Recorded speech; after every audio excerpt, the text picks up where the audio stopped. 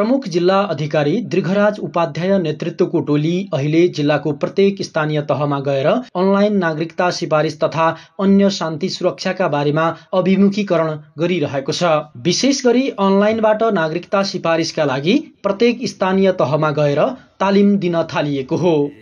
नागरिकतालाई सकेसम्म अनलाइनबाट सिफारिस गर्ने र यो आर्थिक वर्षभरि सबै पालिकाका सबै वडाबाट अनलाइनबाट सिफारिस होस् भन्ने चाहेका छौं र त्यही अनुसारको अभिमुखीकरण सबै पालिकामा दिँदैछौं।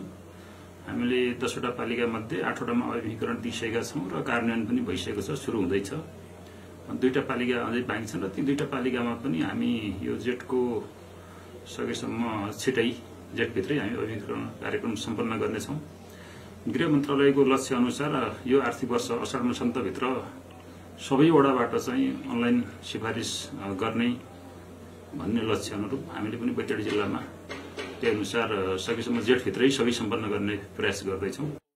अनलाइन नागरिकता सिफारिस प्रणालीले वडा कार्यालयलाई डिजिटल अभिलेख राख्न समेत सघाउनेछ।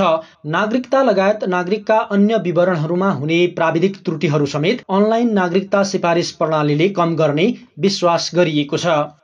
जन्मदातासँग त्यो अनलाइन हाम्रो टाइप गर्ने भावना सिस्टममा भोलि जन्मदाता र नागरिकताको विवरण पनि फरक पर्ने सम्भावना रहँदैन। अहिलेसम्म के भइरहेको हुन्छ भने विभिन्न हाम्रो सेवाग्राहीहरूको नागरिकतामा एउटा विवरण खालको जन्ममिति अथवा अन्य विवरण भने जन्मदातामा अर्को खालको विवरण हुँदाखेरि विभिन्न समस्या परेको अवस्था छ।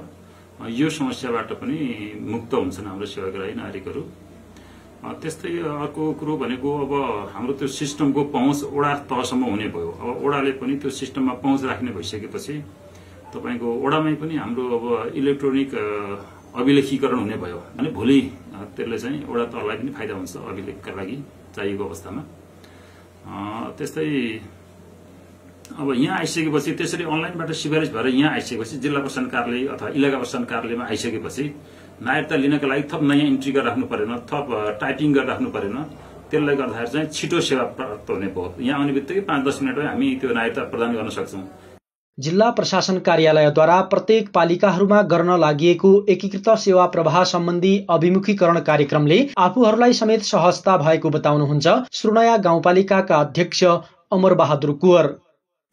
अनलाइन डकुमेन्टहरू अगाडि बढायो भने त्यसले एकातिर त जनताले डकुमेन्टहरू बोक्नु परेन, डकुमेन्ट च्यातिने हराउने डर भएन। र अर्को कुरो कुनै डकुमेन्ट छुटिहाल्यो भने पनि तत्कालै ती डकुमेन्टहरू पेश गर्न सक्ने पठाउन सकिने र नागरिकले सरल र सुलभ तरिकाले सेवा प्राप्त गर्न सक्ने मैले यसबाट महसुस गरेको छु। अनलाइन नागरिकता सिफारिसका साथै प्रशासनले विपद व्यवस्थापन, शान्ति सुरक्षा लगायतका बारेमा समेत प्रत्येक पालिकाहरूमा गएर छलफल गरिरहेको छ। नरी बडु, नेपाल टेलिभिजन, सुदूरपश्चिम प्रदेश, सुर्नया, बैतडी।